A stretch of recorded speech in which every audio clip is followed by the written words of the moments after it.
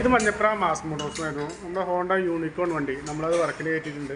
ജന സർവീസിന് വേണ്ടിയിട്ടാണ് കയറ്റിയിരിക്കുന്നത്. അപ്പോൾ കുറച്ച് കംപ്ലയിൻസ് കസ്റ്റമർ പറഞ്ഞിട്ടുണ്ട്. അതിൻ്റെ ഫോർക്ക് ഓയിൽ ലീക്ക് പറഞ്ഞിട്ടുണ്ട്. പിന്നെ ക്ലച്ചിൻ്റെ സൈഡ് ഒരു ഓയിൽ ലീക്കിൻ്റെ കംപ്ലയിൻറ്റ് പറഞ്ഞിട്ടുണ്ട്. എഞ്ചിൻ ഓയിൽ മാറ്റാൻ പറഞ്ഞിട്ടുണ്ട്. പിന്നെ ഫ്രണ്ട് ബ്രേക്ക് റീസെറ്റ് ചെയ്യാൻ പറഞ്ഞിട്ടുണ്ട്. പിന്നെ അതുപോലെ വാട്ടർ സർവീസ് ചെയ്യാനും പറഞ്ഞിട്ടുണ്ട് കേട്ടോ.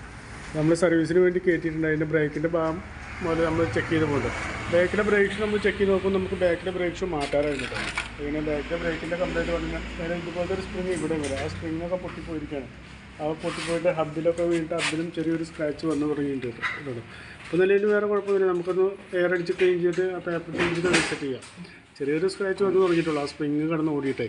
പിന്നെ അതുപോലെ അതിൻ്റെ ബാക്കിലെ ബ്രേക്സും മാറ്റിയിട്ട് വേണം നമുക്ക് റീസെറ്റ് ചെയ്യാൻ. പിന്നെ അതുപോലെ ചെയിനിൻ്റെ ഭാഗം നമ്മൾ ചെക്ക് ചെയ്ത് കൊടുക്കും. ചെയിനൊക്കെ നല്ല രീതിയിൽ ലൂസാണ്. ചെയിൻ നല്ല രീതിയിൽ ലൂസായിട്ട് സൗണ്ട് ഉണ്ട്. അതുപോലെ ചെയിൻ സ്പോക്കറ്റും കംപ്ലയിൻ്റ് ആണ്.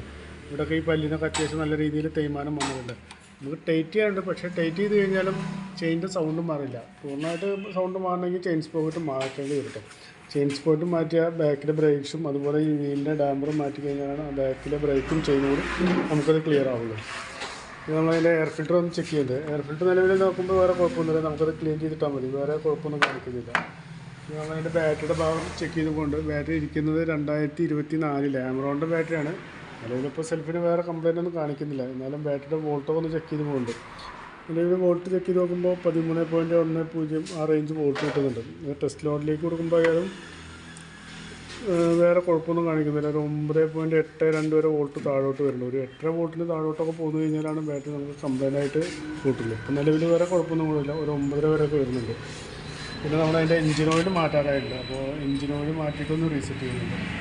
പിന്നെ അതുപോലെ ഫ്രണ്ടിലോട്ട് വന്നു കഴിഞ്ഞാൽ ഫ്രണ്ട് ഫോർക്ക് ഓയിലേക്ക് വന്ന ഈ സൈഡിലത്തെ ഒരു ഫോർക്കിന് അത്യാവശ്യം നല്ല രീതിയിൽ ഓയിൽ ലീക്കായിട്ട് വരുന്നുണ്ട്. അപ്പോൾ ചെയ്യുമ്പോൾ നമുക്ക് രണ്ടിലും ഓയിൽ സീലും മാറ്റിയിട്ട് വേണം റീസെറ്റ് ചെയ്യാൻ. നമുക്കിപ്പോൾ പുറമേ നിന്ന് നോക്കുമ്പോൾ ട്യൂബിന് നിലവിൽ വേറെ കുഴപ്പമൊന്നും കാണിക്കുന്നില്ല. പക്ഷേ അഴിച്ച് കഴിഞ്ഞ് കഴിഞ്ഞാൽ ട്യൂബിന് എന്തെങ്കിലും കംപ്ലയിൻറ്റ് ഉണ്ടെങ്കിൽ നമ്മൾ ആ ട്യൂബും കൂടി മാറ്റിയിട്ട് വേണം റീസെറ്റ് ചെയ്യാൻ. അല്ലെങ്കിൽ പിന്നെ ആ ഓയിലേക്ക് മാറില്ല. അതുകൂടി മാറ്റി റീസെറ്റ് ചെയ്യാൻ വേണ്ടിയിട്ട് വേണം നമുക്കത് അയക്കണമെങ്കിൽ. അപ്പോൾ ഓയിൽ സീൽ മാത്രം മാറ്റിയാൽ മതിയെങ്കിൽ അങ്ങനെ ചെയ്യാം. അല്ലെങ്കിൽ ട്യൂബിന് കംപ്ലയിൻറ്റ് ഉണ്ടെങ്കിൽ ട്യൂബ് കൂടി മാറ്റിയിട്ട് വേണം റീസെറ്റ് ചെയ്യാം കേട്ടോ. പിന്നെ അതുപോലെ വണ്ടി ഓടിച്ച് നോക്കുമ്പോൾ തന്നെ നമുക്ക് വണ്ടി അത്യാവശ്യം നല്ല രീതിയിലൊരു വെട്ടലും പാടലും കാണിക്കുന്നുണ്ട്. അതിൻ്റെ കംപ്ലയിൻറ്റ് കാണിക്കുന്നത് ഈ ഹാൻഡിലിൻ്റെ ഈ ബെയറിങ് ഇവിടെ 2 ബെയറിങ് വരും. ആ ഹാൻഡിലിൻ്റെ ബെയറിങ്ങിൻ്റെ കംപ്ലയിൻ്റാണ്. അപ്പോൾ ഈ ഫോർക്ക് ഓയിൽ ചെയ്യുന്ന കൂട്ടത്തിൽ അതുകൂടി ചെയ്തു പോകുന്നത് നന്നായിരിക്കും. പിന്നെ ഫ്രണ്ട് ബ്രേക്കിനൊരു കംപ്ലയിൻറ്റ് പറഞ്ഞിട്ടുണ്ടായിരുന്നു. ഫ്രണ്ട് ഡിസ്ക് പാഡൊക്കെ ചെക്ക് ചെയ്ത് നോക്കുമ്പോൾ നമുക്ക് മാറ്റാറായില്ല. അടുത്ത സർവീസ് വരെ എന്തായാലും ഡിസ്ക് പാഡ് ഓടില്ല. അതിന് മുന്നേ മാറ്റേണ്ടി വരും. അല്ലെങ്കിൽ ഇപ്പോൾ നമുക്ക് ഈ സർവീസിനും കൂടി ഈ സർവീസിന് മാറ്റിയിട്ട് കൂടാതെ അതുപോലെ നമുക്ക് ഈ കാലിപ്പോൾ ഇവിടെ ഈ MC സബിൻ്റെ അവിടെ ഒന്ന് ഫുള്ളായിട്ട് അയച്ച് റീസെറ്റ് ചെയ്യും. ചെറിയൊരു കല്ലപ്പ് ഫീൽ ചെയ്യുന്നുണ്ട് ബ്രേക്ക് പിടിക്കുമ്പോൾ. ആ ഡിസ്ക് പാഡ് മാറ്റുന്ന കൂട്ടത്തിൽ അതുകൂടി ഒന്ന് ചെയ്തു പോകുന്നത് നന്നായിരിക്കും കേട്ടോ. പിന്നെ നമുക്ക് എഞ്ചിൻ സൈഡ് ഒരു ഓയിൽ ലീക്ക് പറഞ്ഞാലും അത് ഈ ക്ലച്ച് ക്യാമിൻ്റെ അവിടെ നിന്ന് വരുന്ന ഓയിൽ ലീക്കാണ്. അത് ഈ കവർ മൊത്തത്തിൽ അയച്ചു കഴിഞ്ഞാലാണ് നമുക്ക് അതിൻ്റെ ഓയിൽ സീൽ മാറാൻ പറ്റുള്ളൂ. ഓയിൽ സീൽ മാറ്റുന്ന കൂട്ടത്തിൽ നമുക്ക് അതിൻ്റെ ഗ്യാസ്കറ്റും മാറ്റിയിട്ട് വേണം റീസെറ്റ് ചെയ്യാം. ഇപ്പോൾ നമ്മളെന്തായാലും എഞ്ചിൻ ഓയിൽ മാറുന്നുണ്ട്. കൈയോടെ അതുകൂടി ചെയ്തു പോയാൽ നന്നായിരിക്കും. പിന്നെ നമുക്ക് അതിൻ്റെ പ്ലഗിൻ്റെ ഭാഗം ചെക്ക് ചെയ്ത് പോകുന്നുണ്ട്. പ്ലഗ് ആയാലും നിലവിൽ വേറെ കുഴപ്പമൊന്നുമില്ല. നമുക്കത് ക്ലീൻ ചെയ്തിട്ടാൽ മതി. വേറെ കുഴപ്പമൊന്നും കാണിക്കുന്നില്ല.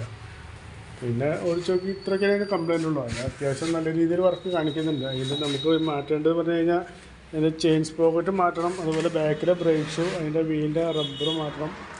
പിന്നെ എഞ്ചിൻ ഓയിൽ മാറ്റണം. പിന്നെ ഫോർക്ക് ഓയിൽ ലീക്കിൻ്റെ കംപ്ലയിൻറ്റ് മാറ്റുന്നുണ്ട്. പിന്നെ അതുപോലെ ഫ്രണ്ടിൻ്റെ ഡിസ്ക് പാഡ്, ഹാൻഡിലിൻ്റെ ബെയറിങ്, ഇതൊക്കെയാണ് നമുക്ക് ചെയ്യേണ്ട വർക്കുകൾ.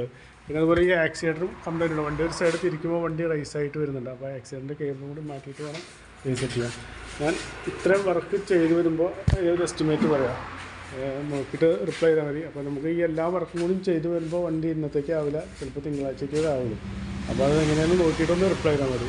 ഓക്കെ.